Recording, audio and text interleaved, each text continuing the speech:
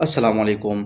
अगर आज के टाइम में आप सऊदी अरब से हुरूज अवदा पर आते हैं और अपनी कंपनी या कफ़ील के पास आप तंग होते हैं और इस सोच से आते हैं कि हम अपने मुल्क जाकर छुट्टी भी गुजार लेंगे और नया वीज़ा भी प्रोसेस कर लेंगे, तो अब आपके ऊपर 3 साल, 5 साल या 10 साल की पाबंदी नहीं बल्कि लाइफ़ टाइम की पाबंदी लगेगी।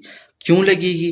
क्योंकि आपने कॉन्ट्रैक्ट को देखना है कि कॉन्ट्रैक्ट कब एक्सपायर हो रहा है, अपने इकामा को देखना है और अपना स्टेटस चेक करना है कि मेरे पीछे तो कंपनी या कफ़ील ने कोई केस वगैरह नहीं बनाया हुआ है।